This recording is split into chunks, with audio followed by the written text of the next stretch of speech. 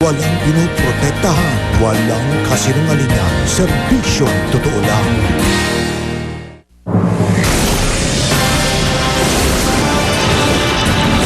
Armored van na magdadala ng pera sa isang money changer shop sa Muntinlupa. Tinangkang hold upin, gwardyang nakipagbarilan, patay, isa sa mga suspect, patay rin. Bahay sa Binangonan, Rizal, inararo ng cement mixer na nawalan umano ng preno. Sa kauna-unahang pagkakataon mula ng lumindol, ilang tindahan sa Gihulngan, Negros Oriental, nagbukas na. Tinumog! Liblib na sityo sa bayan ng Himalalud kung saan nagkaroon ng pagguho. Natunto na mga residente. Humihingi ng tulong. Low pressure area na mataan sa bahagi ng Mindanao. Ilang lalawigan doon biglang binaha dahil sa malakas na ulan. Exclusive. Lalaking wanted sa kasong panggagahasa na tinugis sa lawa pero malapalos na nakatakas. Sumuko na! Pangulong Aquino, inamon ang punong maestrado. Magboluntaryo na yung nasa sakdal, walang tinatago. Oh, bakit? Buksan nyo para makita nyo wala akong kasalanan. Kampo ni Chief Justice Renato Corona, umaming meron siyang dollar account. Pero hintayin daw itong magpaliwanag bago husgahan. Mga bagong bida sa Malabon Zoo, dalawang peafowl na pinangalanang Noy at Grace.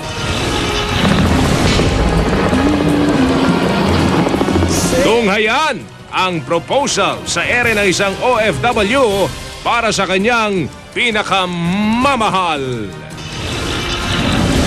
At Celebrity Soul Survivor, malalaman na mamaya!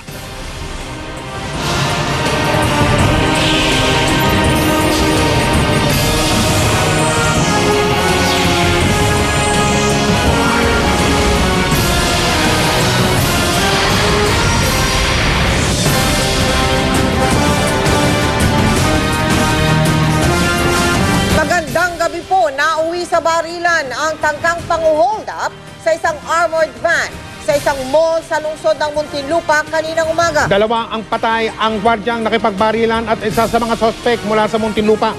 Nakatutok doon live si Jiggy Manikat. Jiggy, ano nangyari? Mike Mel, nagkabarilan nga ang dalawang tao. Kabilang dito ang gwardya at sospek na nawi sa pagkamatay nila pareho. Ito'y dahil sa tangkang pagnanakaw o pangaagaw ng perang ipapasok sana sa isang money changer pero nauwi sa madugong engkwentro. At dahil nga dyan ay patuloy ang pagtugis sa mga otoridad sa mga natitirang sospek. Dakong alas 11:30 na umaga ng tangkaying hold-upin ng armored van na ito sa Alabang Town Center sa Muntinlupa. Magdadala raw sana ng perang armored van sa isang money changer sa loob ng mall nang bigla raw magsulputan ang 2 hanggang 3 sospek. Paghinto dyan, napansin ng gwardya na may sumusunod sa kanila. Pagbaba ng gwardya, bumunot yung isang namatay, bumunot ng baril, babarilin sana siya, kaya lang nakaredy rin yung gwardya natin. Matapos ang palitan ng putok, patay ang gwardya na si Elmer Tagok na nagtamo ng tama ng bala sa katawan. Patay rin ang isang sospek na nakilalang si Venancio Pio Quinto.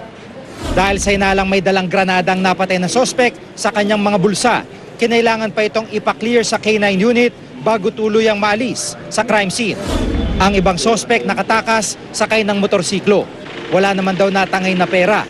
Ayon sa pulisya, posibleng matagal nang minamatyaga ng mga sospek ang galaw ng armored van na tinangkang hold-upin. Hindi raw basta-basta ang armas ang mga sospek. Ang isang dalang baril ng mga sospek may silencer pa. Yung mga ganyang mga situation, pinaghahandaan talaga nila yan. Pero sa atin naman, kaming mga pulis naman, pinaghahandaan din naman namin sila. At ayon nga po kay Senior Superintendent Ramiro Baus, ang hepe po ng Muntinlupa Police, ay nasa maayos ng kondisyon ang isa pang gwardya na nasugatan at nakipagbarilan kaninang umaga dito sa Alabang Town Center. Mel, Mike? Jiggy, kinilala ba na nila kung anong grupo yung sangkot yan sa... Natuloy ba yung pang-hold up? napigilan ng Hindi mga natuloy, gwardiya. Mike, yung pang-hold up.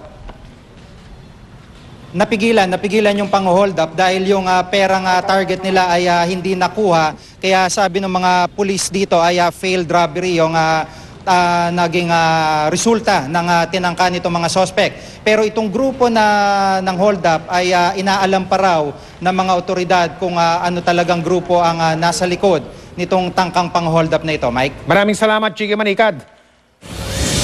Pinag-uusapan po natin kung sinong grupo yung sangkot dyan sa tangkang pang-hold up na yan na nauwi sa patayan. Lumalabas po sa investigasyon ng pulisya na halatang bihasa raw ang grupo na nagtangka sa pang-hold up na yan sa isang armored van sa lungsod ng Muntinlupa. Kinilala naman nila ang kagitingan ng gwardyang nagbuwis ng buhay sa gitna ng engkwentro.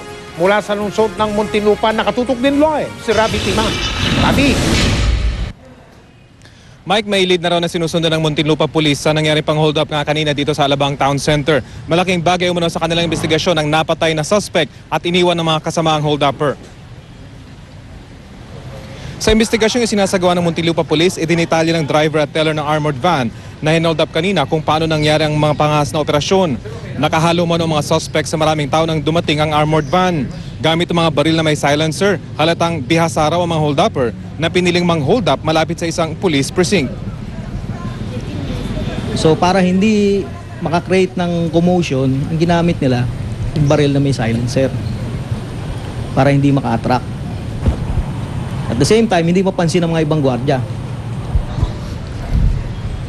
Sa investigasyon, itinurn over ng security agency ang baril ng kanilang gwardyang nakapatay sa isa sa mga hold-upper.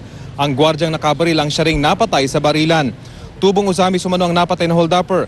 Bukod sa baril, may ilang kagamitan pa itong na-recover na magagamit umano ng mga pulis sa kanilang investigasyon. Authorities. Kasi alam mo, dapat charge responsibility to Rafi. Kasi kung pulis lang, hindi naman maging excuse na pulis lang talaga magtatrabaho nito. But then, dapat lahat maging involved dito. Pero ito, lalo magdo-double time kami. And we will review our security plan sa area, yung deployment ng tao natin, yung patrol mobile with this incident. Ang driver ng armored van tumanggi munang magsalita sa harap ng kamera. Pero kwento niya sa akin matapos ang insidente, kinabahan pa raw siya at lalo pat kapapanganak lamang ng kanyang asawa. Pinasalamatan naman ng Muntinlupa Police ang alertong gwardyang napatay dahilan para hindi nga magtagumpay ang pang-hold up. Regular naman umano ang koordinasyon ng PNP sa mga security agencies sa commercial center ng Muntinlupa. Pero matapos ang mapangahas na tangkang pang-hold up, lalo raw nilang paigtingin ang kanilang security setup sa premyadong lugar. Samantala, Mike, ay tuloy naman umano ang follow-up operation ng Muntinlupa Police at pag nagpositibo yung kanilang lead, ay agad nilang ikakasa ang isang hot pursuit operation. Mike? Rafi, may impormasyon ba tayo kung anong tulong ang ibibigay doon sa gwardiya nagbuwis ng kanyang buhay sa paglaban doon sa mga nagtangkamang hold up, Rafi?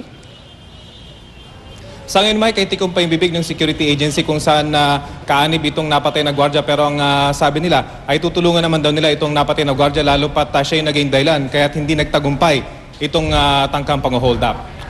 Maraming salamat, Rafi Tima.